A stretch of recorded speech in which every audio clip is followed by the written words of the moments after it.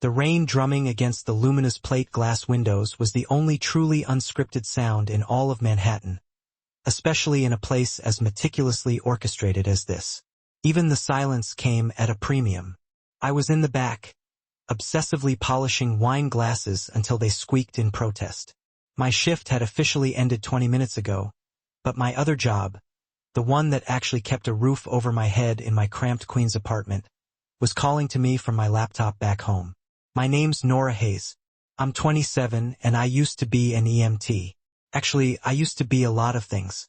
Now I'm a waitress who can spot a carotid pulse across a crowded room and a blogger who enjoys digging up corporate dirt. I left the ambulance service after one particularly awful call. A little girl, a raging fire, a blocked airway. I can still feel the weight of that tiny oxygen mask in my hand. The crushing realization that I hadn't been fast enough, hadn't been good enough.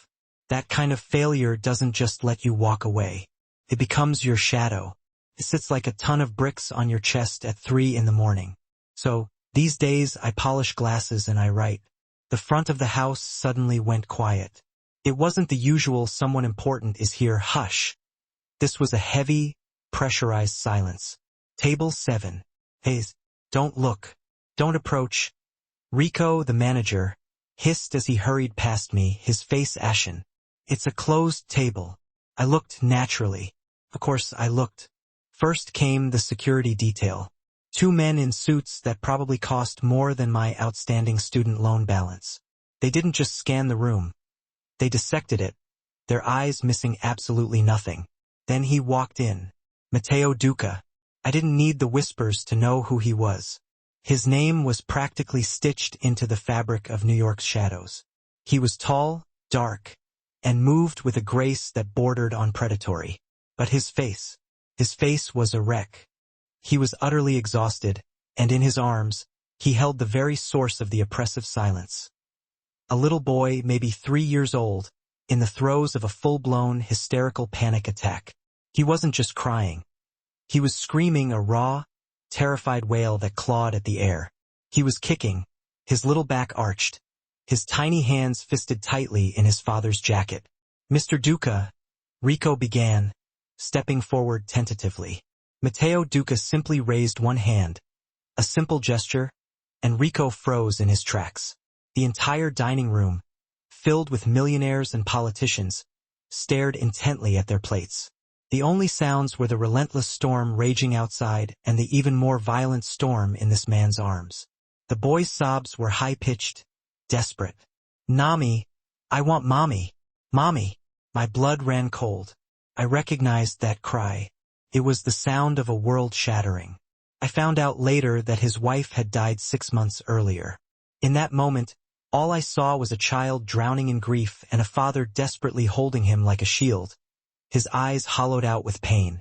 The security team guided them to the best table, tucked away in the alcove. The boy's screaming only intensified, echoing off the marble and glass. I saw a woman at a nearby table wince, and a man muttered something sharp to his companion. "Get him to stop," one of the suited men murmured to Duca, his voice low but urgent. "What do you think I've been trying to do for 6 months?" Duca's voice was a barely audible, gravelly rasp. The boy gasped, choked on a sob, and started screaming again. My EMT training kicked in. It was pure reflex. Asterisk patient is a pediatric male, approximately 3 years old, in severe emotional distress. Scene is complicated. Asterisk Rico was glaring at me from the bar, silently ordering me to stay back. My job told me to stay back. My paycheck told me to stay back. But the part of me that had failed that little girl in the fire simply couldn't. It just couldn't. I put the polishing cloth down. My hands, surprisingly, were steady. I walked out from behind the service station. "Nora," Rico hissed. I ignored him. I walked deliberately toward the table. The 2 bodyguards tensed. One of them, a mountain of a man named Rocco, put his hand inside his jacket. "Ma'am," he said, his voice a clear warning. I didn't look at him. I didn't look at Matteo Duca. I dropped into a low crouch, deliberately making myself small and non-threatening. I kept my palms open and visible, focusing solely on the child. "Hey, buddy," I said, My voice soft, the same voice I used on countless difficult calls. That's a really big sound. That's a huge, scary feeling. I see you. The boy's cries hitched, but he didn't stop. He just stared at me with wide, terrified, tear-soaked eyes. Matteo Duca was staring at me like I just pulled the pin on a hand grenade. His exhaustion had vanished, replaced by a dangerous, sharp-edged alertness. "Can you do something for me?" I asked the boy, keeping my voice low and calm. "Can you be a little dragon? I need to see your dragon breath. Can you breathe in really big and fill up your belly like a big balloon?" I took a slow, exaggerated breath in through my nose, holding my hand up. 1, 2, 3, 4. The boy watched me, his chest still heaving. "Now hold it," I whispered. "Hold your fire. 1, 2, 3, 4. His eyes were locked on mine. "Now whoosh. Let the dragon fire out." I blew out slowly through my mouth. 1, 2, 3, 4. I did it again. In 2, 3, 4. Hold 2, 3, 4. Out 2, 3, 4. 2, 3, 4. On the third try, his little body mimicked mine. Tiny, shaky breath in. His shoulders lowered slightly. His screaming softened to a gulping sob. "That's it," I murmured, never breaking eye contact. "You're doing great. Just one more time, big dragon." He did it. And then, silence. Blessed, heartbreaking silence. He was still crying, but it was quiet now. Tears just streamed down his face. He sniffled, his entire body trembling. I stayed in my crouch. And then the words just tumbled out of me. I wasn't talking to the mob boss. I was talking to the wrecked father. "He needs a mom," I whispered. The words so quiet I wasn't even sure I'd spoken them aloud. Or at least someone willing to be present with him.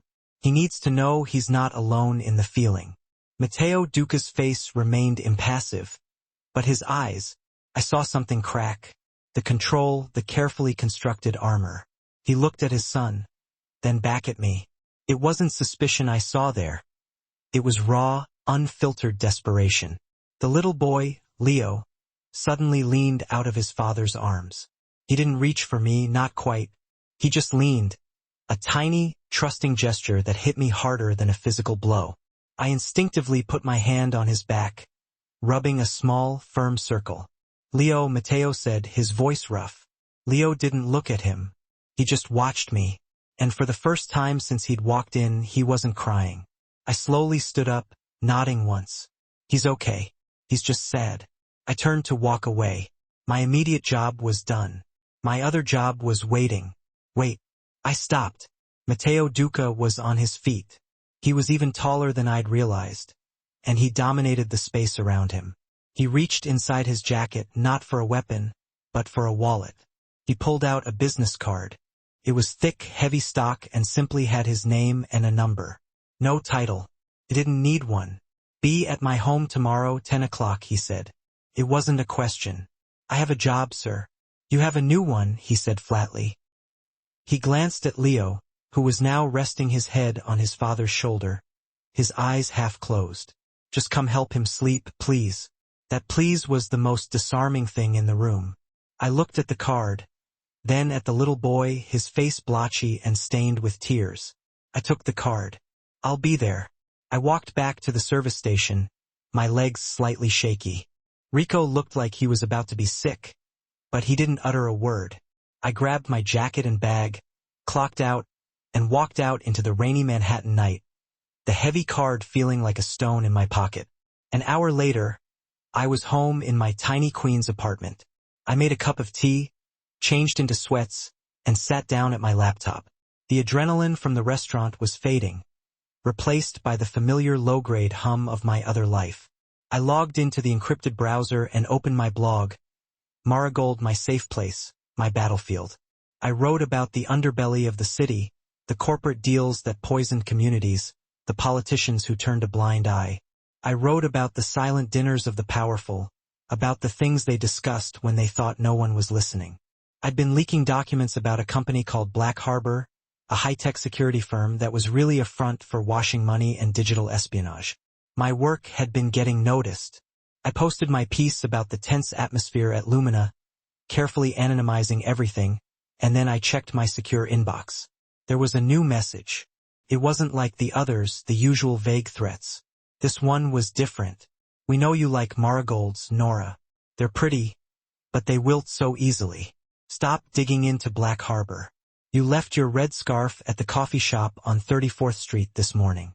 Next time you'll leave more than that. My heart stopped. My blood ran cold. They knew my name. They knew where I'd been. The scarf. I had left my scarf. This was real. This was no longer just digital posturing. I shut the laptop, stood up, and walked to my window, looking down at the wet street. My hands were shaking for a completely different reason now.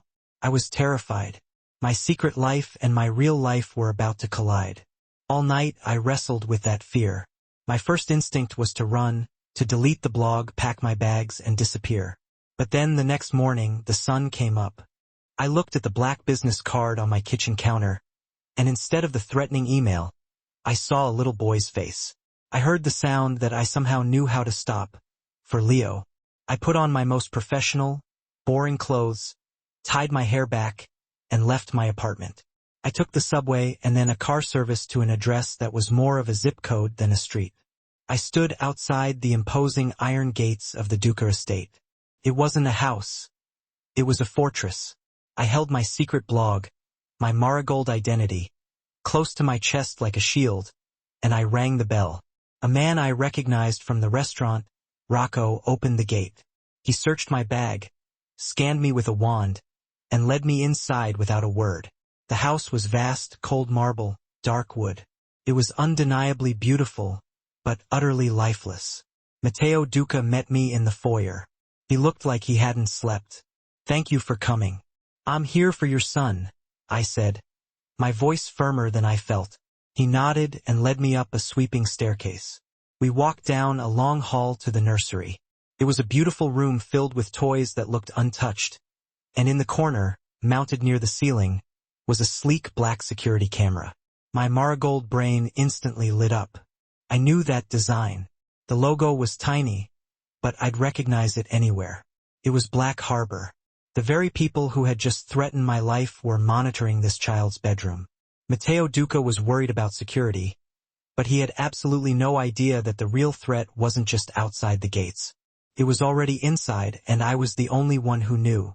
My first official day began in the nursery, with the Black Harbor camera staring down at us like a silent judgment. Leo was half hidden behind his father's leg, his thumb stuck in his mouth, his eyes wide with suspicion. "Leo," Matteo said, his voice softer than I'd heard it. "This is Nora. She's here to play." Play felt like a woefully inadequate word to describe the grief suffocating this house. But it was a start. I ignored Matteo. I ignored the camera. I slid down the wall to sit on the plush rug, crossing my legs and deliberately making myself small. "Hi, Leo," I said, my voice quiet. I didn't look directly at him. I pulled a small, soft piece of blue therapeutic putty from my pocket. Rocco had almost confiscated it, thinking it was something else. "I'm building a mountain. It's a very sleepy mountain, but it doesn't know how to rest." I just worked the putty, kneading, pulling, smoothing. I didn't ask him to join me. I just was. Took 10 minutes. 10 minutes of the only sounds being my own breathing and the soft squish of the putty. Then, a tiny footstep on the rug. He sat down about 5 feet away. "Why is it sleepy?" he whispered. "Because it's holding a big, loud noise inside," I said, still not looking directly at him. "And it doesn't know how to let it out." He crept closer. My heart cracked. I looked up. "Yeah, buddy. Just like you." I held out the putty. "Want to help me let the noise out?" He nodded, a tiny, hesitant motion. He sat beside me, and his small hand tentatively pushed into the putty. We played for an hour. We didn't just use dragon breaths. We did bear breaths, growling the air out. We did starfish breaths, stretching our arms and legs wide. Sensory routines, grounding things to remind his little body that he was safe, right here, right now. By the end, he was leaning his head against my arm. "Nori," he mumbled. "You're soft. So are you, Leo." From the doorway, Matteo watched. I couldn't read his expression. It was a mask of iron. But his eyes were drowning. I saw him later that day trying to get Leo to nap. The boy was fighting it, his body overtired and wired. Matteo looked completely lost. He started to hum, a rough, deep sound, and it was an old Italian lullaby. His voice was gravelly and hesitant, but he knew every word. He was clumsy, but he was trying. He was a man who commanded shadows but was terrified of his own son's sadness. He was hiding his own exhaustion behind a wall of cold authority. When Leo was finally asleep, Matteo walked me to the foyer. Rocco stood by the door, his arms crossed, his gaze a palpable weight. "You'll be here tomorrow. 8 a.m. Matteo stated. I stopped. "Mr. Duca, if I'm going to do this, we need to set some terms." His brow furrowed. People didn't set terms for him. "I'll be here 3 days a week, mornings only, until he's stable," I said, my voice low and firm. "I'm here for Leo, and only for Leo. I don't see your business. I don't hear your business. I'm not staff and I'm not yours. I'm a consultant for your son." Rocco actually shifted, his posture growing more aggressive. And I added, "I have the right to walk away at any time. No questions asked." There was a long, heavy silence. Matteo studied my face, searching for something. Weakness. Maybe. Perhaps he didn't find it. "Agreed," he said finally. "But my rules are absolute. Rocco drives you. You leave your personal phone in a lockbox at the gate. You don't speak of my son. What he says, what he does, to anyone. Not your friends, not your family, no one. Am I clear?" "Perfectly," I said. It was a deal. A very strange, dangerous deal. Before I left, I nodded toward the camera at the end of the hall. "That Black Harbor system," I said, trying to sound casual. "You know their tech." His eyes narrowed. "They handle all my security." "Why?" "I used to be an EMT. We had security systems in the rigs. I notice hardware. The indicator light on the one in the nursery. It's blinking on an odd sequence. It looks like it's mirroring the feed, sending it to 2 locations instead of just one." The exhaustion on his face vanished, replaced by a cold, sharp focus. "Explain." "It's probably just a backup," I lied. "But if that feed isn't just going to your internal server, it's a vulnerability. It's a window, not a lock, especially in a child's room." A muscle in his jaw clenched. "We are required to use Black Harbor. It was part of a peace agreement." A peace agreement. My marigold instincts flared. Black Harbor was supposed to be the neutral third party, the digital Switzerland for families like the Ducas and their rivals. But I knew from my research that they were anything but. They were a Trojan horse, and I had just pointed out its seams. The next few weeks fell into a strange rhythm. 3 days a week I entered the fortress. Rocco would drive me in a black sedan that was probably bulletproof, his silence a heavy blanket. He clearly distrusted me. To him, I was a variable he couldn't control. My world became Leo. We built calm castles out of blocks. We drew his feelings. Sad was a shaky blue cloud. Angry was a big red scribble. He started to smile. It was a small, fragile thing, but it was real. The rest of the house was a different story. The tension was thick enough to cut with a knife. One afternoon, while Leo and I were in the kitchen trying to make pasta, mostly just making a mess with flour, a woman in a pantsuit that screamed $1,000 an hour lawyer was in the foyer with Matteo. Her voice was sharp. "The Rico hearing is being pushed up." I heard her say Elena Park. I recognized her name from the society pages. Always defending the indefensible. "They don't have enough, Matteo, but they're fishing. They want to paint you as unstable." "Let them try," he growled. "They will," she countered. "And the Vascaris are fanning the flames. The rumor that you handled their youngest brother. It's sticking. Your suppliers are getting nervous." I quickly pulled Leo's attention back to the pasta dough. "I don't see. I don't hear." But the Vascari pressure was real. A few days later, a shipment of wine for Lumina, Matteo's legitimate business, was lost. It was a warning shot. That night, my marigold life bled into my Duca life. Back in my tiny Queens apartment, I was furious. I was watching a little boy fight his way back to the light while a corporation was spying on him and a rival family was trying to destroy his father. I wrote a new post. I didn't name names. I didn't mention Duca or Vascari. I wrote about the illusion of security. I wrote about the children of the powerful being left as digital hostages in their own homes. I titled it The Child Who Needs to Sleep. The post exploded. It went viral in circles I didn't even know existed. Touched a nerve. 2 days later, my encrypted inbox pinged. It wasn't another death threat. It was a formal cease and desist notice from Black Harbor's legal department addressed to Marigold. They were panicked. They were threatening to unmask me. It was a bluff, but it was a dangerous one. They were rattled. Good. The next day, I went back to the estate and found Matteo in his office staring at a wall calendar. He didn't hear me approach. A single date was circled in red. Annalisa, his late wife's anniversary. A full, unopened bottle of bourbon sat on his desk, but he wasn't drinking. He hadn't touched a drop of alcohol, not once. When Leo was in the house, he finally looked up, his eyes bleak. He won't sleep, he said. It was a confession. He's been crying for her for an hour. I nodded. I know. We went upstairs together. Leo was curled in a ball, his sobs quiet and exhausted. We sat on the floor, one on each side of his bed. We didn't talk. We just sat. We read him a story.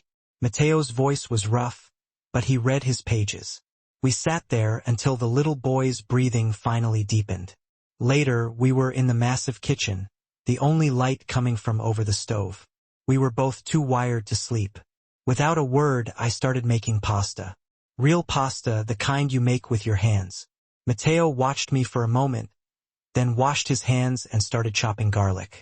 We worked in silence. It was the most normal 30 minutes I'd had in years. 12, he said, his voice startling me. What? 12 nannies? He said, staring at the cutting board. Before you, highly certified specialists in childhood grief. One lasted an hour. You're still here. I'm not a nanny, Mr. Duca. I know, he said. He finally looked at me, his gaze so intense it was almost a physical touch. Nora, I need you to assess that room, the nursery, not as a helper, but as an EMT, as someone who understands trauma. Tell me what's wrong with it. The psychological security. This was it, my opening. It's the camera, I said simply. It's supposed to protect him, but it's not. It's a cold, black eye that never blinks. He feels it. He knows he's being watched. It's not a safe space. I took a breath. I need to see the logs for that system. His face hardened. That's classified. Then I can't help him, I said, my heart hammering. You hired me to make him sleep. I'm telling you, I think that camera is part of the problem. You're worried about the Vascaris getting in, but you've invited something else in entirely. He stared at me, the silence stretching. He was weighing his options, his secrets against his son. His son won. 30 days, he said, his voice a low command. You stay for 30 days. You commit to this. Get him sleeping through the night. Get him stable. And if I do, you can see whatever logs you want. I held out my hand. 30 days, Mr. Duca. He looked at my hand, then at my face. He didn't shake it, but he nodded. 30 days, Nora. Leo started napping. That's how I knew we were winning. It wasn't just the exhausted collapse he'd been doing before. It was real, restorative sleep. He'd wake up without screaming, his small body less like a clenched fist. He was still startled at loud noises, a door closing too fast, Rocco's voice booming down the hall, but the panic didn't swallow him whole. To help him name the lingering shadows, I brought in a feelings rainbow. I drew a big arc on an easel in the nursery. Red was for mad, blue was for sad, yellow for happy, green for calm, and purple for scared. One afternoon, Leo was frustrated because a block tower kept falling. He balled up his fists and let out a sharp cry. Big feelings, I said, tapping the easel. Where are we on the rainbow, Leo? He pointed a chubby finger right at the red scribble. Mad, good job, I said. Mad is okay. Your blocks are being mean. Let's stomp our feet like a big mad dinosaur, and then let's try again. Matteo was standing in the doorway, watching. He looked hesitant. It's not just for him, I offered softly, extending a blue crayon toward Matteo. Grown-ups have their own gloomy days too, you know? He regarded the crayon as if it were some strange, alien artifact. Yet he ambled over, his large, work-roughened hand making the crayon look impossibly small. He didn't begin to draw, though. He simply gazed at the small splash of blue. "Sad," he rumbled, his voice a low, resonating sound. "Yeah," Leo chimed in, strolling over to pat his father's hand. "Sad, Papa Blue." Mateo's Adam's apple bobbed in his throat. He carefully placed the crayon down and gently stroked Leo's hair. "Yeah, Leo. Blue." It was the first time I had witnessed him actually name the feeling, instead of just wearing it like a suit of armor. The small glimpses of ordinary family life were what struck me as the most peculiar. They felt borrowed. One evening, Leo had drifted off to sleep on the living room rug, his head nestled in my lap. I had been reading him a story. I didn't want to move, afraid of shattering the fragile moment. Mateo entered the room, took in the scene, and his face softened in a way that made my breath hitch in my chest. "I'll take him," he murmured. "No, it's okay. He's comfortable." "You're not his bed, Nora. Let me." He bent down, carefully sliding his hands beneath Leo's small frame. He was awkward, his movements a little stiff. As he lifted Leo, his forearm brushed against mine. It wasn't a caress, not exactly. It was just fleeting contact, but it felt like a jolt of static electricity. The air seemed to thicken. I pulled my hand away a little too quickly. "Sorry," he mumbled, his eyes fixed on his son. "It's fine," I replied, my voice sounding unnaturally high-pitched. He carried Leo upstairs. Later that evening, I walked past his office. The door was ajar, just a crack. I heard a sound emanating from within, a choked, stifled sob. It wasn't articulated words, just the sound of raw emotion escaping. I paused, my hand instinctively reaching out to knock. Don't. It wasn't my place to intrude. He wasn't my patient in this situation. But the man was clearly grieving. I turned and made my way to the linen closet.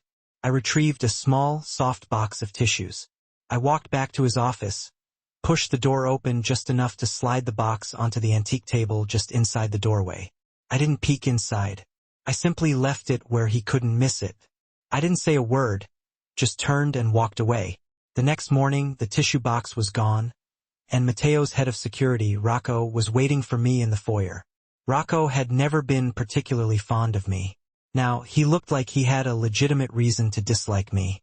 "We ran your full background, Hayes," he stated, his voice flat and devoid of emotion.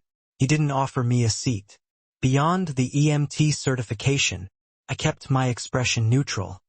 "I would assume so. The O'Malley fire, December 2nd years ago, a 6-year-old girl. You were the responding medic." The air seemed to leave my lungs. The floor seemed to tilt beneath my feet, and I could almost smell the smoke, see the tiny, soot-covered face. "That's not what happened," I whispered. "The entryway was blocked. I couldn't get the tube into her airway. The complaint was dismissed," he continued, as if I hadn't spoken. "But you quit 2 weeks later.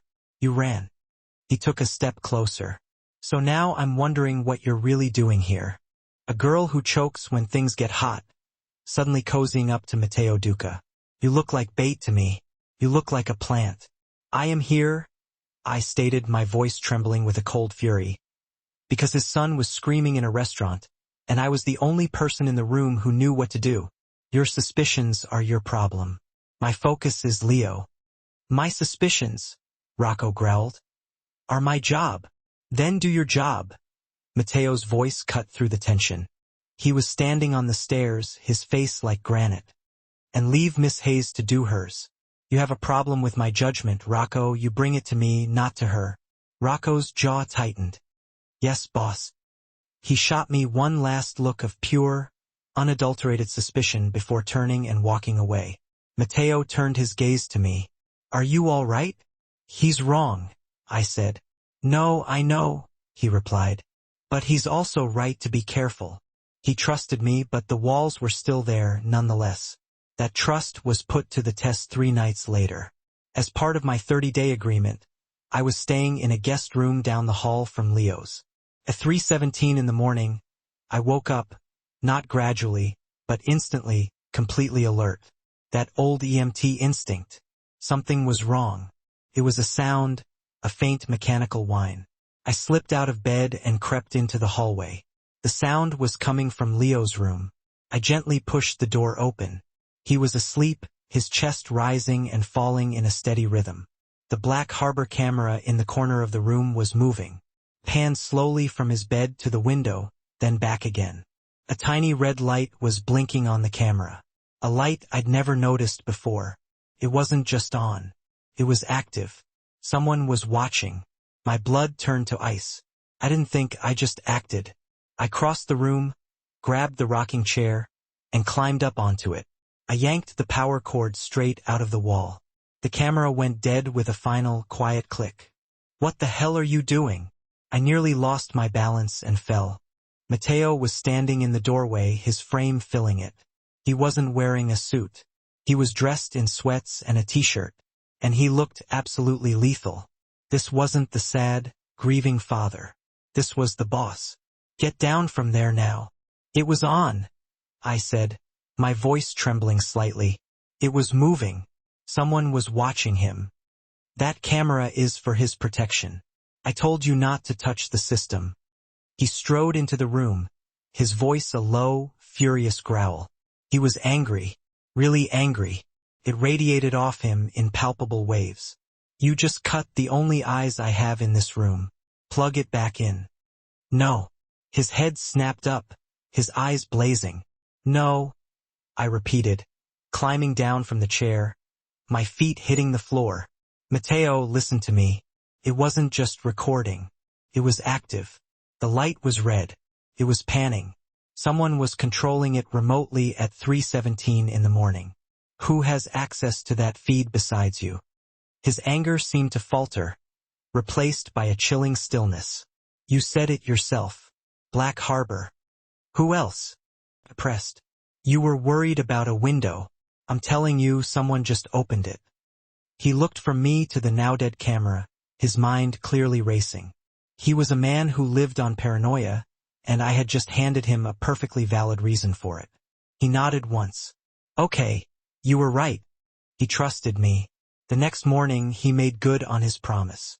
He took me to a sublevel that I hadn't known existed. It was a high-tech server room. A young guy with thick glasses and an air of nervous energy was sitting at a bank of monitors. "Nora, this is Luis," Mateo said. "Luis, this is Nora. She's with me. Show her the logs. Everything from 3 a.m. on." Luis looked terrified, but he began to type. "Boss, the logs from that camera. They're wiped from 3:15 to 3:28 m.m. Clean." It was a remote wipe. I said they covered their tracks. "But they're sloppy," Luis said, his fingers flying across the keyboard. "They wiped the access log but not the routing log. The feed was mirrored just like you said. Miss going to an encrypted offsite server? I've been trying to crack it. Look." He pulled up lines of code, and buried within the metadata was a tag. BH73. BH73? I asked. "It's a project code," Luis said, his voice dropping. "I've seen it before. Black Harbor isn't just security, boss. They're data brokers. BH73 is their VIP subscription file. They're not just protecting the kids of their clients. They're scraping them. Schedules, medical info, audio from the nurseries. They're building profiles." Mateo looked like he was going to be physically ill. "They're selling leverage. They're selling kidnapping kits." I whispered, "My God, Marigold had to expose this." As if on cue, Elena Park arrived. She looked frantic. She and Mateo went into his office. I stayed with Louise, continuing to dig. 20 minutes later, Elena found me.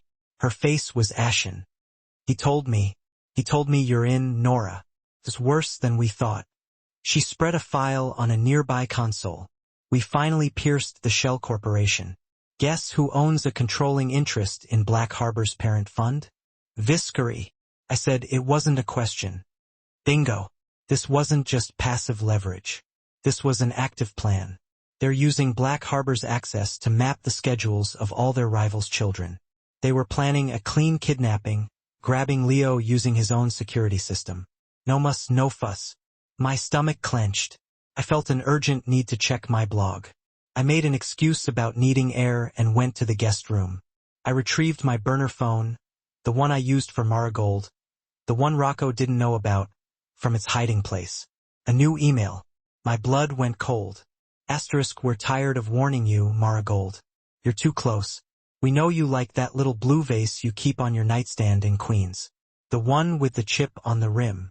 Stop now. Asterisk, they had been inside my apartment. They knew. They had been in my home. I ran to the bathroom, my hands shaking so badly I could barely turn on the tap. I splashed water on my face. I was compromised. I was putting Leo in danger. I had to tell him. I had to tell Matteo everything. I walked back downstairs, my heart feeling like a trapped bird in my chest. I found Matteo in the hallway. Matteo, I have to. Before I could finish, the lights went out. Not a flicker, not a dimming. A sudden, total darkness. The entire estate went dead. I didn't scream. My EMT training took over. Asterisk, scene is not secure.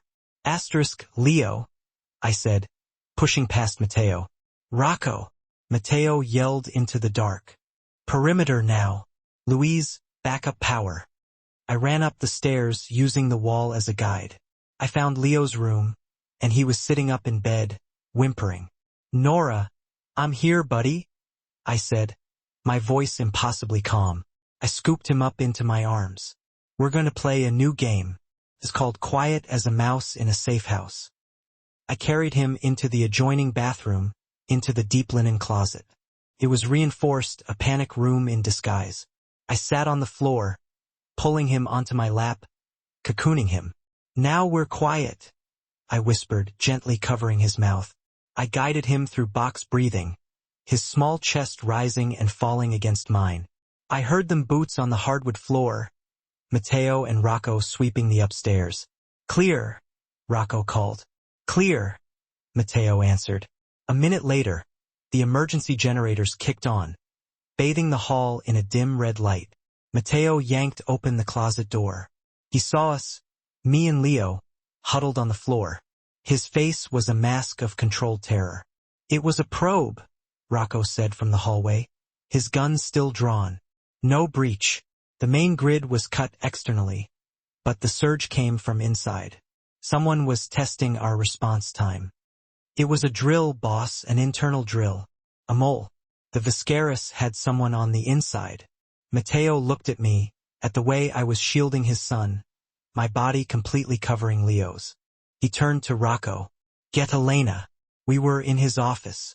The power was back on.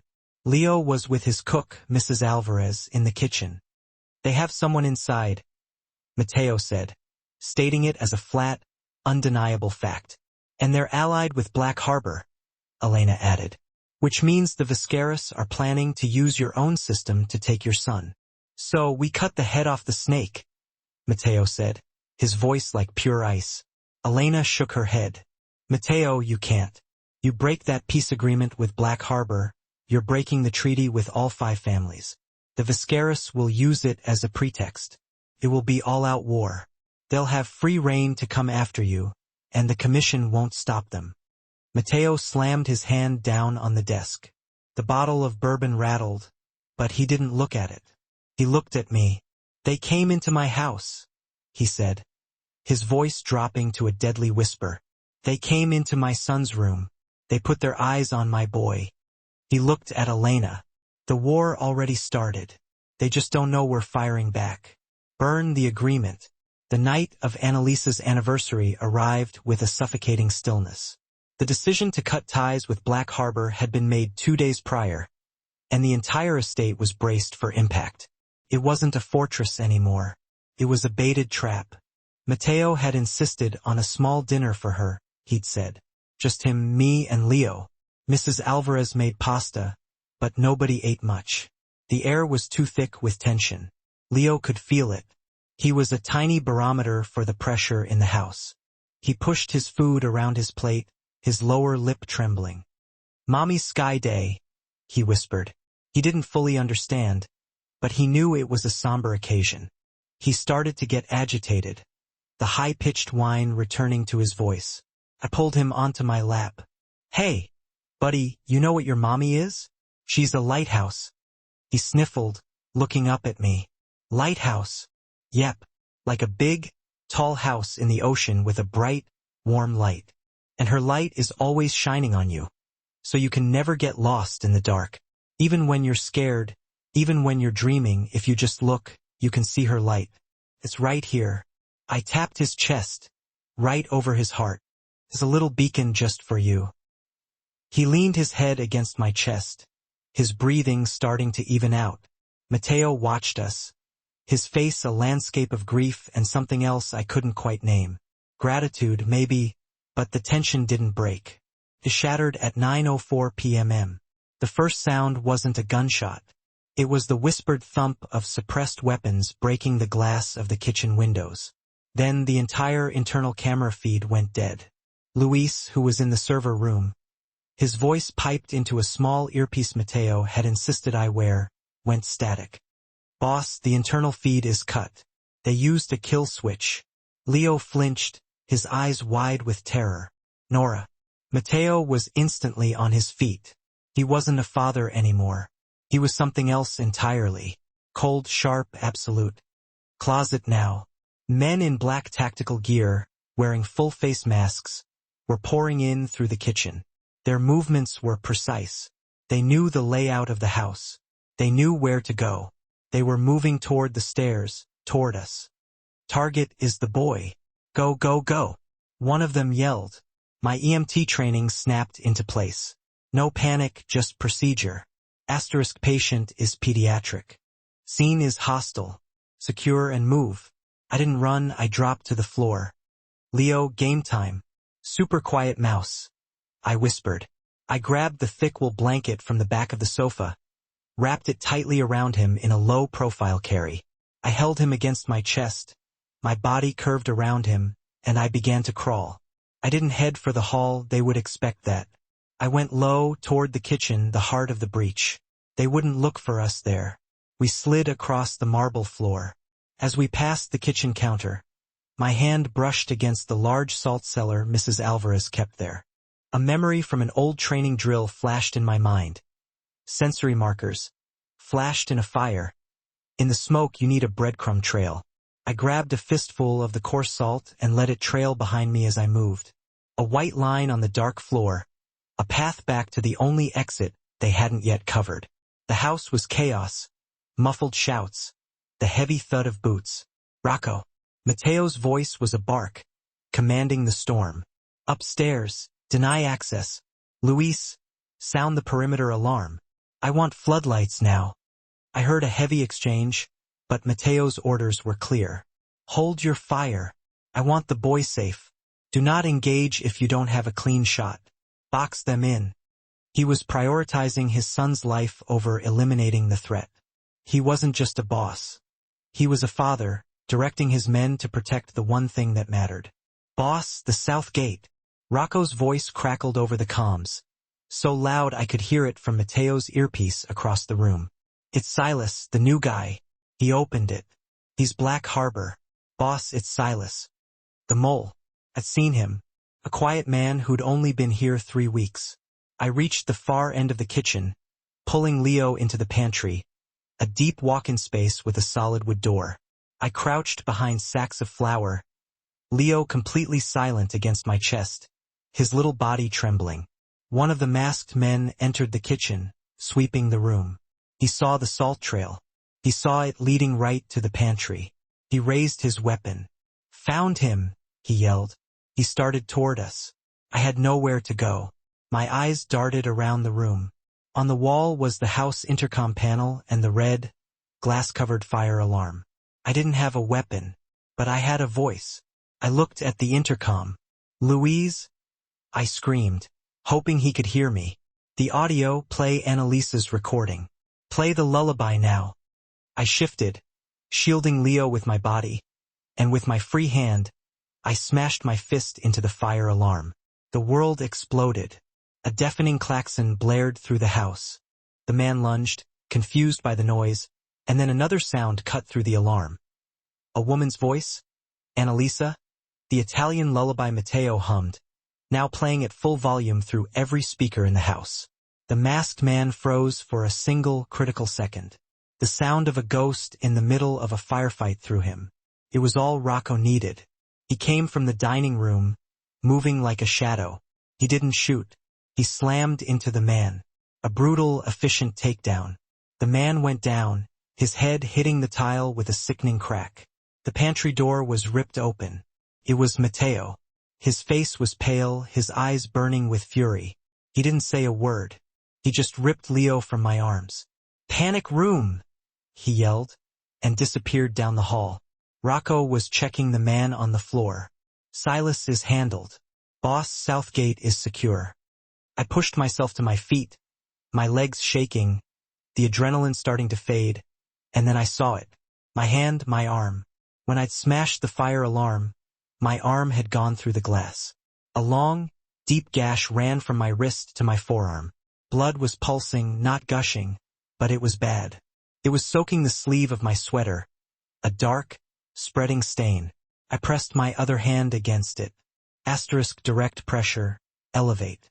Asterisk I followed the sound of Matteo's voice to his office. He had Leo in the reinforced closet, the one I'd hidden in during the power cut. Leo wasn't crying. He was just shaking, his eyes wide with shock. "Nora," he whispered. "Nora's red." Matteo turned. He saw the blood. He saw my face, pale and clammy. "Sit," he commanded. I slid down the wall inside the small safe room. He was already pulling a heavy-duty trauma kit from a cabinet. "Hey, Leo," I said, my voice sounding thin and distant. "Look at the wall. The little bumps in the paint, they look like stars. Let's count the stars." He turned his little face to the wall, his finger reaching out. 1, 2. He was grounding himself. He was using the tools I'd given him. Matteo knelt in front of me, his hands surprisingly steady as he cut away the sleeve of my sweater. He hissed when he saw the cut. "It's deep. We need stitches." "Just butterfly it for now," I managed. The room starting to tilt and spin as the blood loss and shock started to take over. Outside, sirens wailed. They grew closer, then stopped abruptly. Right at the gate, Rocco Matteo said into his comms. "NYPD, they're at the gate, just sitting there. They're not coming in." "Good," Matteo said. He looked at the monitors. Patrol car, its lights flashing, just sat there, waiting. After 10 minutes, as if receiving a call, the car slowly backed up, turned around, and drove away. A clear, unspoken agreement. Asterisk this is your world. You clean up your own mess. Asterisk Matteo finished taping a thick bandage over the cut. His hands were shaking now, the adrenaline leaving him as well. 2, the klaxon was off. The house was silent, save for Leo, quietly counting 14, 15. Matteo looked at me. I was shivering, a post-trauma reaction. I still had my good arm wrapped around Leo, who was now leaning into my side. Matteo saw me, covered in blood, protecting his son. He knelt, putting his hand on the wall next to my head. His armor was gone. The boss was gone. It was just the wrecked father from the restaurant all over again. "Thank you," he breathed, the words raw with emotion. "Nora, you saved him. I can't lose him." He said it to me, but also to Rocco, who was standing in the doorway, his face grim. It was a public declaration. Rocco cleared his throat. "Boss, the house is clean. The intruders are contained. Silas is in the basement. He's talking." Matteo nodded, but he didn't look away from me. "Don't go back to Queens," he said, keeping his voice low and urgent. "Not tonight, not ever. Stay here with him." He hesitated just for a fraction of a second. "With us, please." It wasn't a command. It was a plea. I looked at him, the man who lived in the shadows, the man who had just declared war. And I looked at the man who was terrified of losing his son. I had to tell him. He deserved to know who he was protecting. "Matteo," I started, my voice barely a whisper. "There's something you don't know about me." The reason Black Harbor is so angry. The reason they might know about my apartment. My secret burner phone. The Marigold phone I'd stashed in my go-bag in the guest room was in my pocket. Rocco had given me the bag at that exact moment. It buzzed, vibrating against my leg. At the same time, Elena Park burst into the office, her face white as a sheet. "Mateo, turn on the news now. It's Black Harbor." She fumbled with her own phone, pulling up a live news feed. In a shocking development, a news reporter was saying, "The elusive cybersecurity firm Black Harbor has just gone on the offensive. They are claiming a rogue investigative journalist, known only by the moniker Marigold, has stolen proprietary data and is attempting to extort them. Black Harbor is offering and I'm reading this right, a $500,000 reward for any information leading to the identity and location of this Marigold." I froze. My blood ran colder than it had during the attack. Mateo was staring at the screen, his face hardening. "They're trying to get ahead of the story. They're painting their mole as a terrorist." He looked at me, his eyes full of a new, protective fire. "You're safe here, Nora. I won't let anyone touch you." I just stared at him, the $500,000 price tag hanging over my head. My confession died on my lips, swallowed by a new, more immediate terror. I was a ghost, and the entire world was now hunting me. The news report froze the blood in my veins. A $500,000 bounty. My face wasn't on the screen, but my alias was Marigold. "They're cornered," Elena said. "Here's the English, U.S., translation and rewrite of the provided text, expanded and deepened as requested. They're trying to discredit the source before the data leaks," she said, her voice tight with contained anger and concern. "We find this Marigold," Mateo stated, his voice dropping to that unnervingly icy temperature I had grown accustomed to recognizing as his serious tone. "We find them. We protect them. We control the leak." Rocco was staring intently at me, his eyes narrowed to suspicious slits. "This is too clean, way too convenient. The attack, the mole, and now suddenly a rogue journalist with a $500,000 price tag on their head? This whole thing stinks to high heaven. How does this Marigold even know about Beach 73? He continued, his brow furrowed in thought. "Only a select few of us even knew that name, and we only learned it yesterday, for crying out loud." He was right, and the realization hit me hard. The walls were definitely closing in. Mateo, in his own way, was vowing to protect me, even from myself, which was unnerving, to say the least. I took a shaky breath, trying to compose myself. My bandaged arm throbbed in protest, a dull, persistent ache against the sharp new terror that threatened to overwhelm me. "Mateo," I began, my voice quiet, but determined to cut through the strategic planning session. "Elena, Rocco." I paused, gathering my courage. "You don't have to look for Marigold," I said, my voice trembling slightly, but ultimately clear and resolute. "The reward is for me." Silence descended upon the room.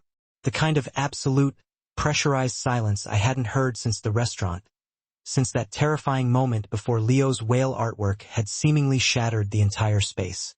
Rocco's hand moved almost imperceptibly, his jacket shifting slightly as he did. He didn't actually draw his weapon, but he was undeniably ready to do so at a moment's notice. Elena's jaw literally dropped in disbelief.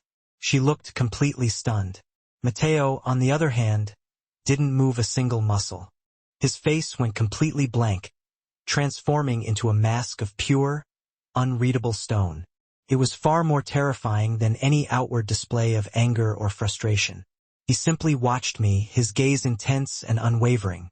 "I am Marigold," I finally stated, the words hanging in the air between us. He stared, processing the information, his mind clearly racing. The father, the boss, the grieving husband. All those personas seemed to vanish, leaving behind something sharper, more ancient, and infinitely more dangerous. When he finally spoke, his voice was deadly quiet, each word carefully measured. "Did you?" he asked, articulating every single syllable with chilling precision. "At any point, ever leak, sell, or trade the schedule, the location, or any information about my son?" No, I answered, meeting his intense gaze head-on, refusing to back down. Never. I swear on my life. I continued, wanting to make my position perfectly clear. I started the Black Harbor investigation almost a year ago, long before I ever even met you. I came to this house for Leo. I stayed for Leo. The rest was just a series of unfortunate coincidences. She's lying. Rocco exploded, taking a threatening step forward. She's been the mole all along. She played you, Matteo. She played us all like a fiddle. Silas was just her handler, a convenient pawn in her game. No, I snapped, the accusation piercing through my fear like a shard of ice. They threatened me first. Remember the email about my scarf? The one about the blue bus I could see from my apartment window? That was them, Rocco. They were inside my home, invading my privacy, watching my every move. Rocco, they found me the same way I found them. Right here in this very house. That camera in his room. It was a two-way street. They were watching me just as much as I was watching them. Rocco, stand down, Elena said, her voice sharp, controlled, and analytical. She was looking at me now, her mind clearly racing, trying to piece everything together. It doesn't track, she stated, her brow furrowed. If she was the mole, why did Silas open the south gate? Why would she even need him to do that? And if she was the enemy, why did she smash the fire alarm and barricade herself in with the boy? Why use the lullaby to distract the attacker? She saved his life, for God's sake. She turned to me, her eyes gleaming with a cold, brilliant light. You're Marigold, she said, stating the obvious. You have the data, the real data, the BH73 files. Luis and I found the routing code. I confirmed it.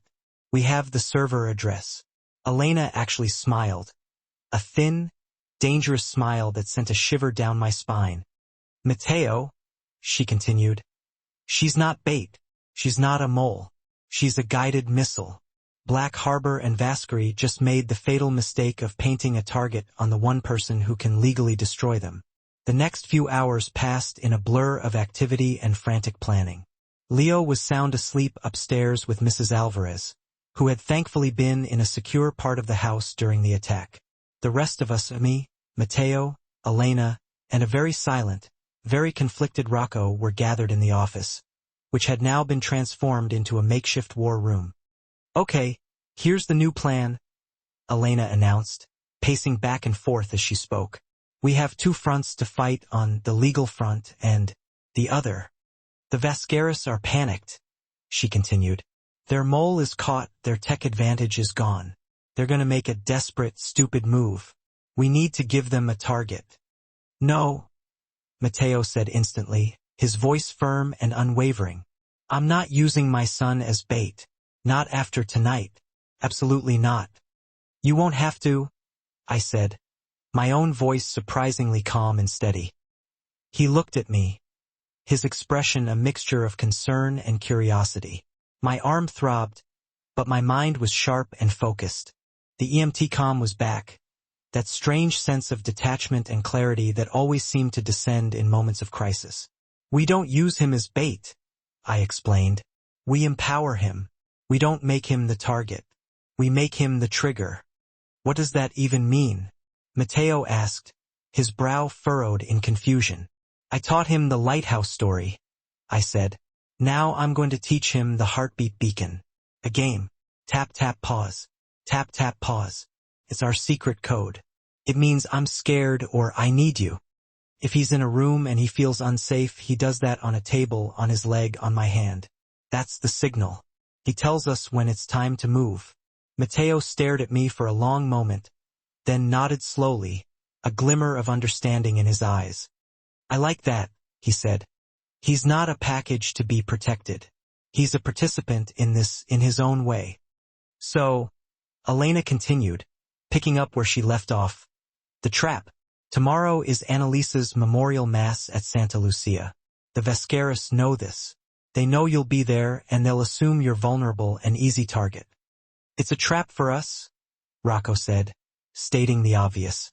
Not if we said it first, Elena countered. We'll leak through Silas that you're planning to move Leo out of the city immediately after the Mass, that you'll be at the church, exposed and distracted. And the legal front? Mateo asked, bringing the conversation back to the other aspect of the plan. That's Nora, Elena said, gesturing towards me. As Marigold, she's going to do two things.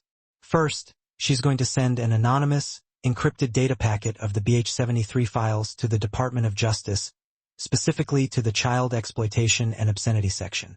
They are legally obligated to investigate a credible tip like that. It forces their hand, puts them on the clock. Second, she continued, looking directly at me. When the trap is sprung, you go public, live.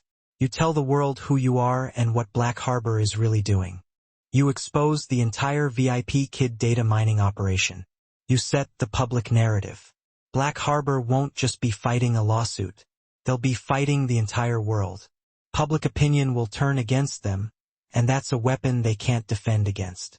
The night of the memorial was cold and sharp, the air thick with the smell of rain and fear. I spent the morning with Leo, practicing our new game. I tapped my fingers lightly on his hand. Tap, tap, pause. And he'd tap back, giggling. Heartbeat Nori, he'd exclaim. That's right, buddy. I'd say, smiling. That's our secret, just between us. When it was time to go to the church, I dressed in simple, dark clothes, trying to be as inconspicuous as possible.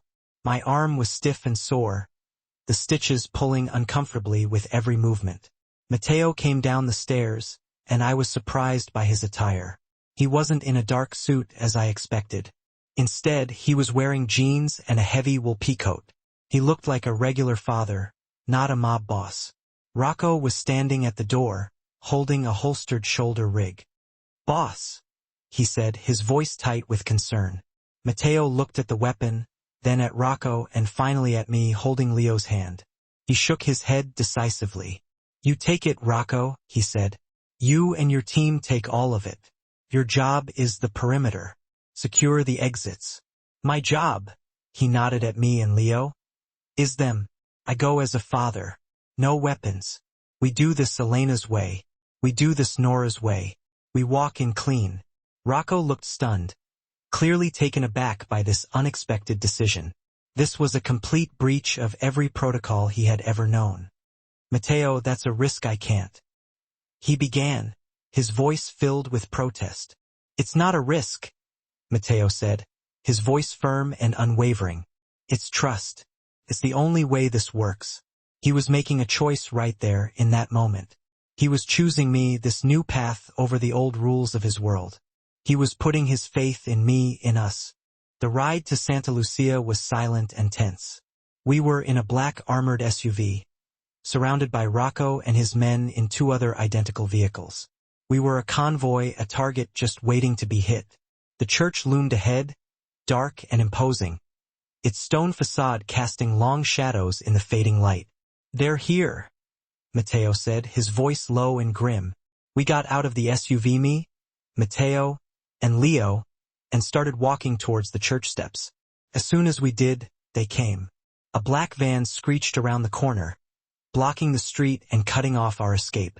Another one followed, cutting off our escape from behind. Men piled out, their faces grim and determined. Vasquez. At the exact same instant, Luisa's voice crackled in the earpiece Mateo had given me. Nora, they're hitting us. Black Harbor is launching a massive DOS attack on the city's grid. They're trying to take over the comms. They're trying to shut you down now. Louise, I yelled, my voice laced with urgency. I pulled out my burner phone, the Marigold phone, and connected to an independent satellite hotspot, bypassing the compromised city network. Elena, are the feds in place? What's the status? They're moving.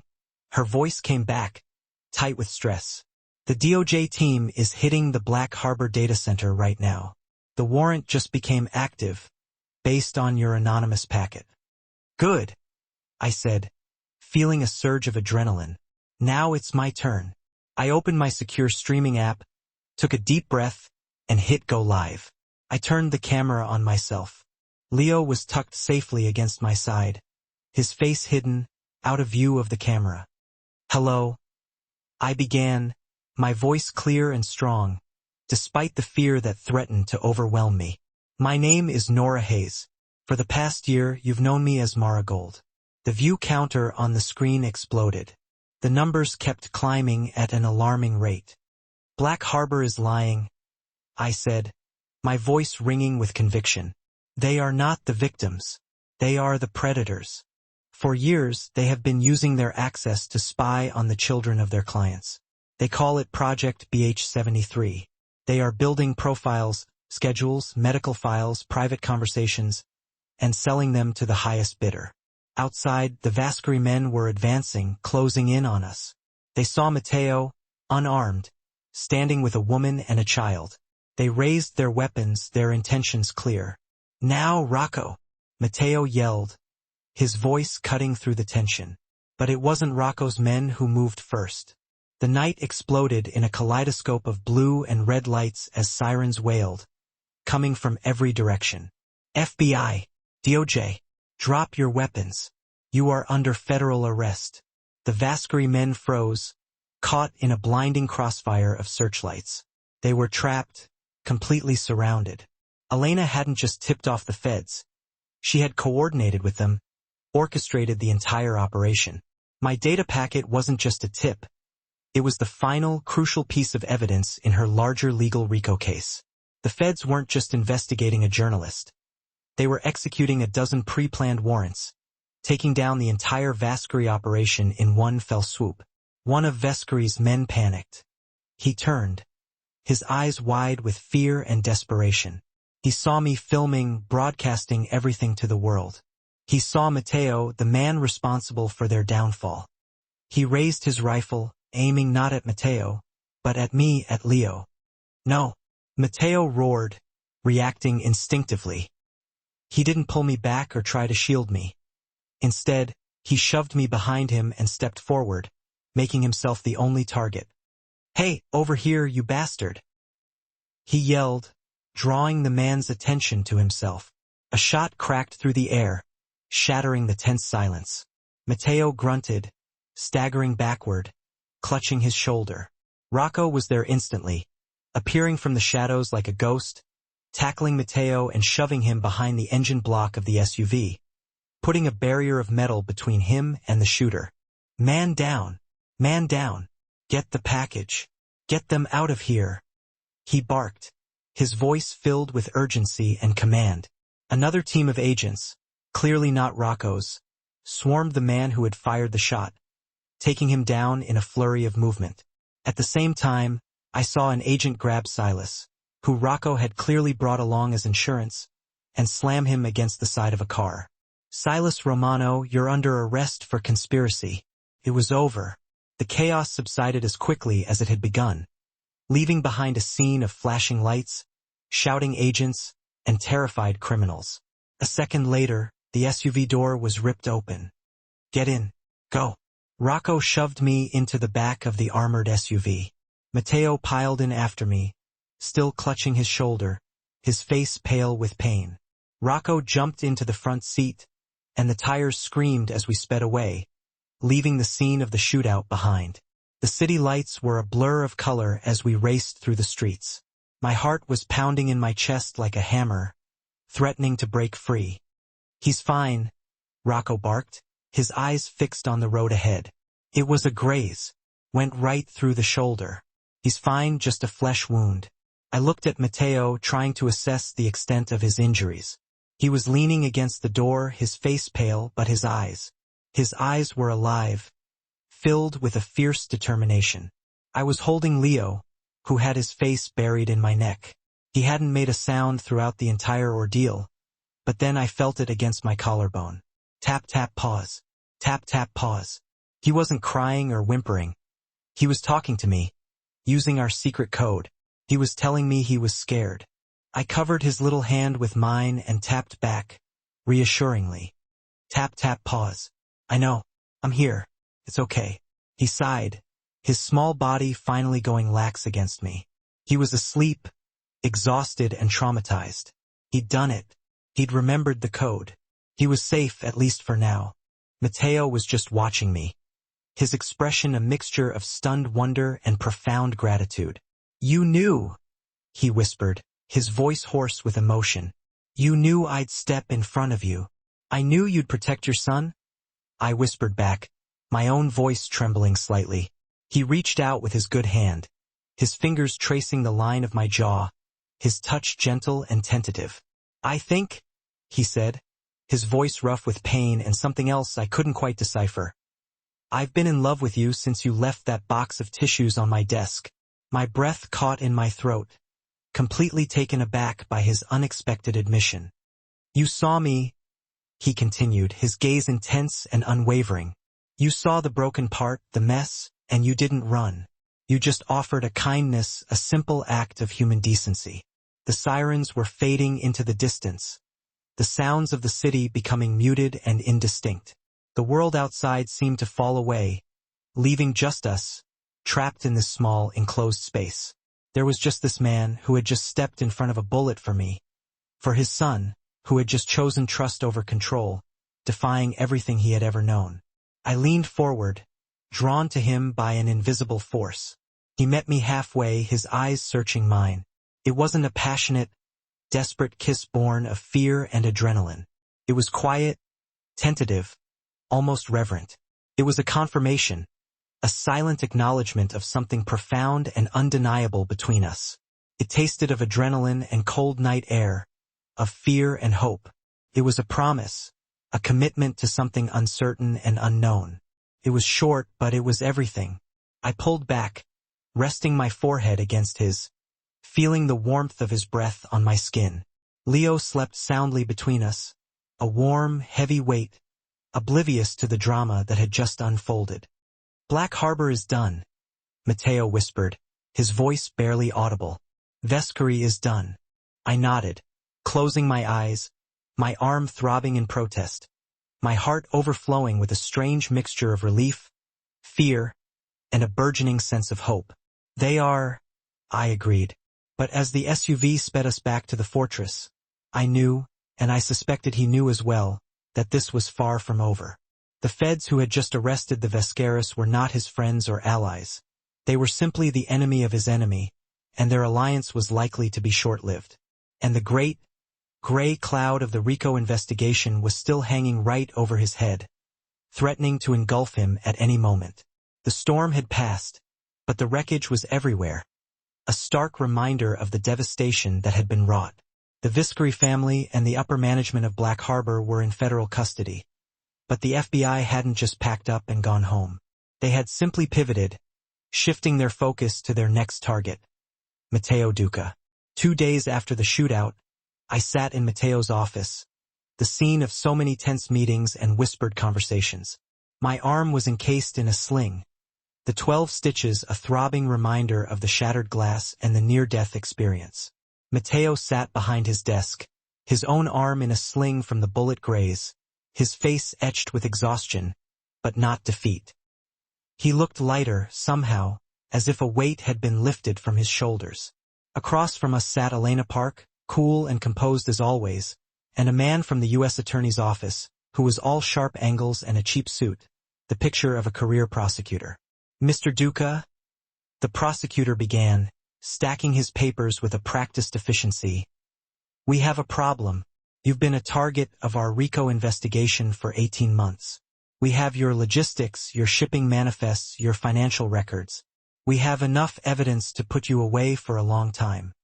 And yet," Elena said, her voice smooth as ice, "you're here offering a deal which means you don't have enough. Not without the testimony of the men you just arrested, who are all pointing their fingers at Black Harbor in exchange for leniency. We want Black Harbor," the prosecutor conceded, his expression unyielding. "They are a threat to national security, a clear and present danger. You, Mr. Duca, are just old-fashioned organized crime. We want your full cooperation. We want the BH-73 data in its entirety. We want Luis. We want everything." "And in return?" Matteo asked, his voice quiet but firm. "What do I get in return for all of this?" "You divest completely," the prosecutor said, laying out the terms of the deal. Everything, the shipping, the import-export, the real estate holding companies, all of it. We'll set up a liquidation trust monitored by my office. You'll have no control over it whatsoever. And what does he get to keep? Elena asked, pressing for clarification. The prosecutor shrugged, as if the answer were insignificant. His restaurants, Lumina, they're clean, we've checked. He can be a chef. He can be a dad. But the Duca Empire is over. Today. You sign this agreement, you cooperate fully, and you walk away a free man. You don't, and I'll go after Miss Hayes next, for obstruction of justice and aiding a fugitive. I guarantee you, I will make her life a living hell. My blood ran cold at the prosecutor's thinly veiled threat. Mateo's eyes flashed with anger, but he didn't rise to the bait. He looked at Elena, seeking her counsel. It's a good deal, Mateo, she said softly, her voice filled with a quiet understanding. It's the best deal you're going to get. He picked up the pen with his good hand, his expression grim. He didn't hesitate, didn't flinch. He signed his legacy away, relinquishing control of everything he had built over the past 30 years. The next few days were a blur of lawyers, meetings, and paperwork. Mateo and Elena worked tirelessly, dismantling the Duca enterprise piece by piece. He was transferring the dark assets to the trust, a process that was clearly painful, but one he undertook with a grim determination, as if he were cutting out a cancerous growth, severing the ties to his old life.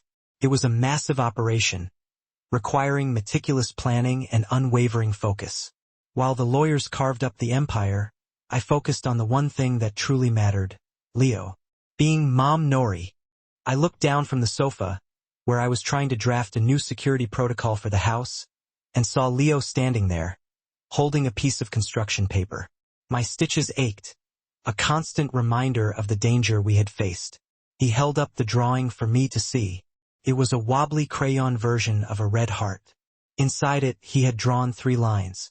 Tap, tap, pause, he whispered, his voice barely audible.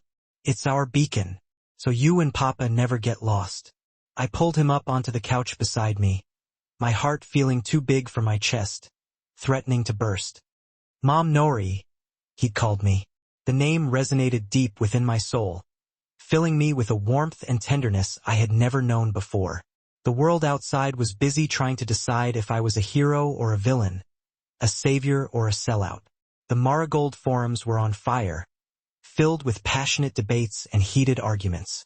Half the posts praised my courage for taking down Black Harbor, hailing me as a champion of children's rights. The other half were suspicious, cynical, questioning my motives and dissecting my every move. Marigold is a hero, one headline read. But why is Nora Hayes still living with the mob? From watchdog to guard dog, read another. Has Marigold been compromised? I was struggling with that question myself. Was I still a journalist, a crusader for justice?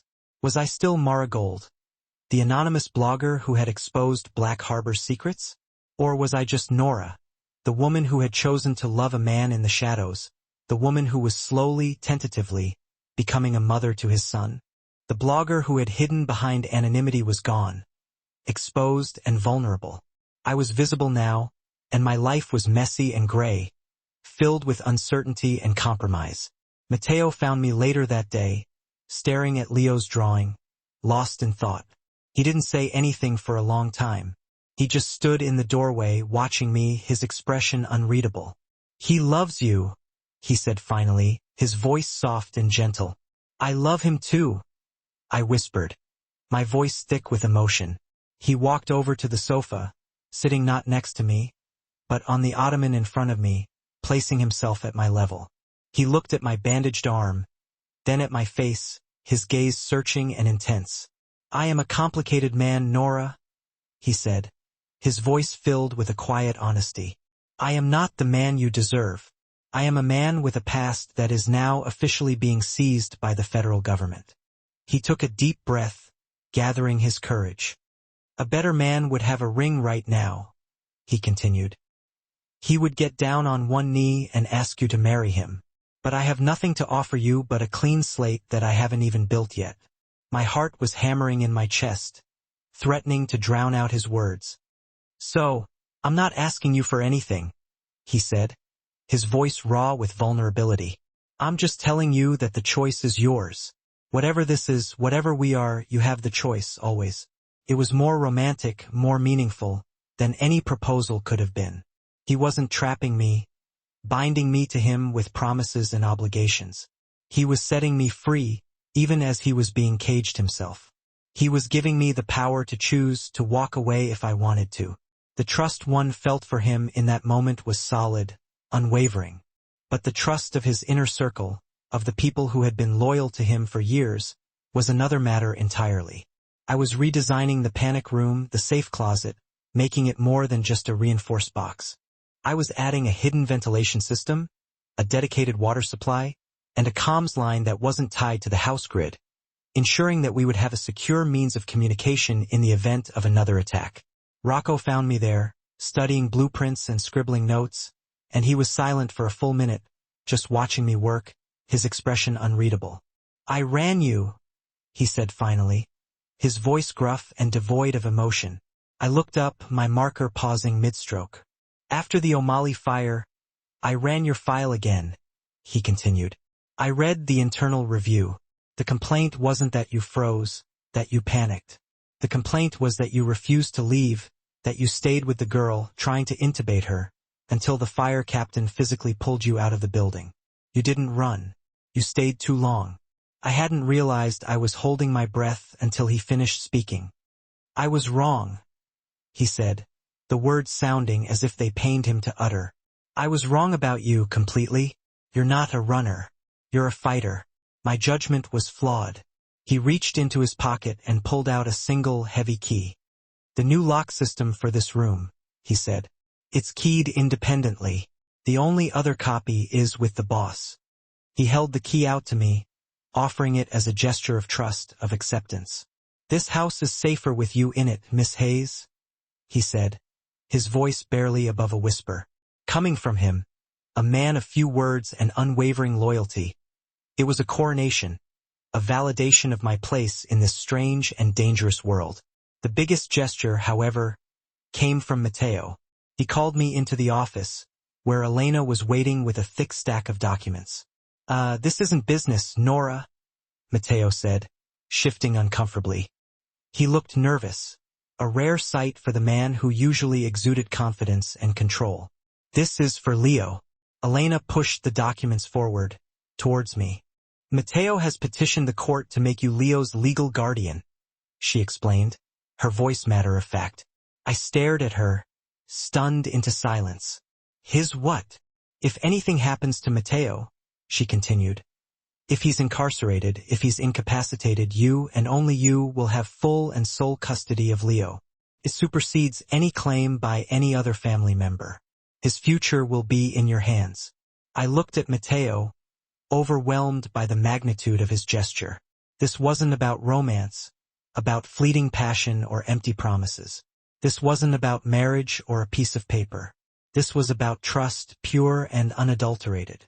This was a man who lived by blood and family, handing his only son's future to someone who was neither, someone who had only recently entered their lives. You're his mother, Nora, Matteo said simply, his eyes filled with a quiet conviction. In all the ways that count, the law should see it too. I signed the papers, my hand not shaking at all. The decision was clear, unwavering. Leo was my family now, and I would do everything in my power to protect him, to ensure his safety and happiness. That night, the house was quiet, the stillness amplified by the absence of the usual flurry of activity. The army of lawyers was gone, their work completed. The extra security had been pulled back to a discreet perimeter. Their presence still felt but less intrusive. Elena called with good news. A federal judge just froze every asset Black Harbor has, she said, sounding triumphant. And the DOJ, thanks to your Marigold data, successfully argued for a protective order sealing the identities of all the child victims. Their data will never see the light of day. Their privacy will be protected. The victory felt clean, decisive. We had won, at least for now. I found Matteo in the kitchen, trying to make soup, one-handed, his arm still in the sling. He was clumsy, spilling broth and chopping vegetables with difficulty. But he was determined. "Let me," I said, moving to take the ladle from him. "No," he said, blocking me gently with his good side. "I can do this. You rest your arm. You've done enough." So, I sat at the kitchen island and watched him cook, my heart filled with a warmth and tenderness I couldn't explain. He made a simple chicken and vegetable soup, a comforting and familiar dish. We ate it in the kitchen, just the three of us, Leo sitting between us, happily devouring his portion. Leo, sitting between us, told us a long, rambling story about a squirrel he had seen in the garden, his words punctuated by excited gestures and infectious laughter. Then he laughed, a real, deep, bubbling laugh that filled the sterile, empty spaces of that house with a joy I had never thought possible. Later, I tucked him into bed, reading him a story and singing him a lullaby. He didn't ask for a lighthouse story. He didn't ask for the heartbeat beacon. He just hugged my neck tightly, burying his face in my hair. "Good night, Mommy," he mumbled, his voice already thick with sleep. "Good night, my sweet boy," I whispered back, stroking his hair and kissing his forehead. He was asleep within minutes, his small body completely relaxed. I went back to his room an hour later, just to check on him, and then again at 2 o'clock in the morning, my maternal instincts kicking into overdrive. He didn't move, didn't whimper, didn't stir. For the first time since I had met him, Leo was sleeping through the night, his sleep undisturbed by nightmares or fear. I found Matteo on the terrace, looking out over the city, the lights twinkling like distant stars. I stood beside him, the cold air feeling good on my face, clearing my head and sharpening my senses. "He's sleeping?" I whispered, breaking the silence. Matteo closed his eyes, relief washing over his face. "Thank you," he said, his voice filled with gratitude. "I've been thinking about Marigold," I said, looking out at the distant lights. "The blog. It served its purpose. It's too public now, too loud, too exposed. I'm thinking of closing it down, of retiring the persona." He looked at me, his expression unreadable. "You'd give that up?" "I'm not giving it up," I said, shaking my head. "I'm changing it, evolving it. I want to start a foundation, the Marigold Fund, something that protects kids online, that advocates for digital privacy, that fights companies like Black Harbor before they get this powerful." He nodded slowly, a genuine smile spreading across his face. "I'll fund it," he said, his voice filled with enthusiasm. "My first official act as a legitimate businessman." "You're not legitimate yet," I teased, bumping his good shoulder playfully. "No," he agreed, his smile fading slightly, replaced by a more serious expression. I'm not a white knight, Nora. I'm not even clean, but I'm on the path. I'm paying the price, and for the first time in my life, I'm free." He was right. It wasn't an absolution, a complete forgiveness of his past sins. It was a conditional freedom, a chance to start over, to build a new life. The government was watching him, scrutinizing his every move. His old rivals were watching him, waiting for him to stumble. But he had his son, he had his restaurants, and he had me. It wasn't a fairy tale ending, a happily ever after. It was just the beginning, the first step on a long and arduous journey. 2 years. That's how long it had been. 2 years since the night the world shattered, and it's been 2 years since we started piecing it back together, day by day. I stood near the bar at Lumina, but it wasn't just the same old restaurant anymore. The heavy, pressurized silence was gone, replaced by the good kind of chaos. It was Lumina Kids Night, Annan, and the place was absolutely overflowing with families. Children were laughing, running around, and decorating cookies at a long table. A big, cheerful banner hung above the main archway. "All proceeds to the Marigold Foundation." My foundation. I was its director. We weren't just a blog anymore. We were a fully funded nonprofit, a digital watchdog with a legal team, a hotline for parents, and a free digital safety kit for children that was already being used in school districts across the state. Matteo was across the room, not in a $1,000 suit, but in a crisp white chef's apron. His sleeves rolled up, showing the faint silvery scar on his shoulder. He was patiently showing a little girl how to stretch pizza dough. He'd sold the empire, just like he'd promised. The liquidation trust, overseen by the feds, had effectively neutered the Duca crime family. Matteo had kept the restaurants and poured the rest of his legitimate profits into affordable housing projects in the Bronx. He wasn't a saint. He was still watched. The government probably had a file on him as thick as a phone book. But he was transparent. He was present. He was light. "Mom!" I turned, and a 5-year-old cannonball hit my legs. "Oof. Hey you!" I scooped him up. "Leo, my son." His face was bright, his eyes clear. The haunted, terrified child was gone, replaced by a confident, ridiculously smart, and loud little boy. "I helped Rocco park the cars," he said, his voice full of pride. "You what?" I looked toward the door where Rocco, now the head of a high-end legitimate security firm that Matteo had bankrolled, was standing. He was smiling, actually smiling. He just tipped his head in greeting. "And I showed him my picture," Leo continued, squirming to get down. "What picture?" And quick as a wink, "Buddy," he ran over to a small table near the entrance, one we'd set up for the night. It had photos of the foundation's work. And in a simple silver frame, it had a picture of Annalisa, Leo's first mom. "That's her," he said, his voice quiet, not sad, just factual. "She's my mommy in the sky. She's the lighthouse." He looked up at me, his smile returning.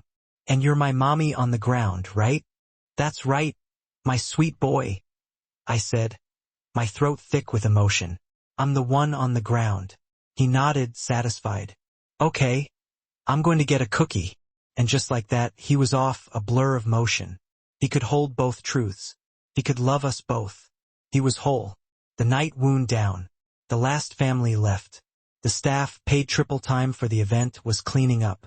Leo had fallen asleep in the big circular booth in the alcove, the very one where I had first seen him, his body now relaxed and peaceful. I slid into the booth opposite him, my feet aching. Matteo joined me a minute later, shrugging off his apron. He looked exhausted, but it was the good kind of tired. "We raised a lot," he said, looking at the donation tally. "The foundation is going to be very happy." "The director already is," I said, smiling. I rested my hand on the table, palm up. He covered it with his. His hand was warm, calloused from the kitchen, strong. We just sat there for a moment in the quiet, just like we had in his kitchen all that time ago. Then I felt it against my palm. His fingers, tap, tap, pause. My breath hitched. I looked up at him. Tap, tap, pause. Our signal, the heartbeat beacon. It wasn't, "I'm scared" anymore. It was, "I'm here." It was, "I see you." His eyes were locked on mine, dark and serious, but so full of a soft, steady warmth. "Nora Hayes," he said, his voice low. "You are the kindest, strongest person I have ever known. You walked into the dark, and you didn't run. You just held up a light." He didn't get down on one knee. He didn't pull out a velvet box. He just slid his other hand across the table. When he pulled it back, a simple, thin platinum band sat on the dark wood. It wasn't a diamond. It wasn't a statement. It was a circle. Simple. Unbroken. "I can't promise you a life without scars," he whispered, his thumb stroking the back of my hand. "My past will always be there, but I promise you this. I will choose the light every single day for the rest of my life. I will choose you and I will choose him." He glanced at the sleeping Leo. "Every day. Will you? Will you choose me?" I looked at the ring. I looked at our son. I looked at this man. This good, complicated, trying man. "Yes," I whispered. I slid the ring onto my finger. Fit perfectly. "Yes, but Matteo, we have rules." He nodded, expecting this. "Anything. No more secrets, ever. Not from me and not from our children. They deserve the truth." And I hesitated, needing to say the one thing that had always haunted me about his world. They are not our shields. They are not our leverage. They are not part of the business, ever. Our family is the safe house. It is not the fortress. The family, he said, his voice thick with emotion as he sealed the vow. It's the safe house. Promise. Our wedding was 3 weeks later in the garden of the estate. The house itself had been redecorated. The cold marble was covered with warm rugs. The dark wood had been painted light, bright colors. It was a home now. We had 20 guests. Elena, who had just won a landmark case against a data broker in California, was my witness, her sharp suit replaced by a bright yellow dress. Luis, who now ran his own cybersecurity firm, was there. Mrs. Alvarez cried. Rocco, looking so uncomfortable in a suit, I thought he might actually explode, was Mateo's best man. He stood to give a toast, his face red. I'm not a speech guy, he grumbled, raising his glass. But I've known Mateo Duca my whole life, and I've never known him to be happy. Not really, and I've never known him to be wrong until he met Nora. He looked at me, and his gruff exterior cracked. Thank God he was wrong, because she's the best thing that ever happened to this family, to Nora, and to the boss. Mateo pulled me close, and we kissed, and Leo ran up and wrapped his arms around both our legs. Life settled. It wasn't a fairy tale. It was real. The Merrill Foundation grew. Our hotline was staffed 24 hours a day. The digital safety kits were free, and they were saving kids from the same kind of digital predation we'd uncovered. A year later, I was in that same garden watching Leo. He was 6 now, and he was holding his little sister, Mia. She's little, he said, his voice full of wonder as he gently touched her tiny hand. She is, I said, sitting beside him. Mateo came out, his hands covered in flour, and kissed the top of my head. That night, we sat down for dinner. The kitchen was a beautiful mess of toys and baby bottles and Leo's school drawings. Mia was in her bassinet by the table. Leo was telling us about a fight over a red truck at school. I looked up. In the corner of the kitchen, there was a new camera, a baby monitor. Its cord didn't go into the wall. It went to a small closed-circuit monitor on the counter. It had no internet access. It wasn't connected to anything but us. A lock, not a window. As we served the pasta, Mateo's phone buzzed on the counter. A text from the restaurant manager. He glanced at it, typed a quick, handle it. And then he turned the phone completely off. He placed its screen down in a drawer. He sat down, picked up his fork, and smiled at me. He was here completely. I looked at my family, my loud, opinionated, wonderful son, my beautiful new daughter, my husband, who had walked through fire and chosen to be here in the light with me. Sometimes a child's cry is the only compass an adult needs to find their way back to the right side of themselves. It's not a magic cure. The redemption is in the work. It's in the daily, sustained labor of choosing to be better. And as Mateo passed me the bread, I knew without any doubt that we were finally completely safe.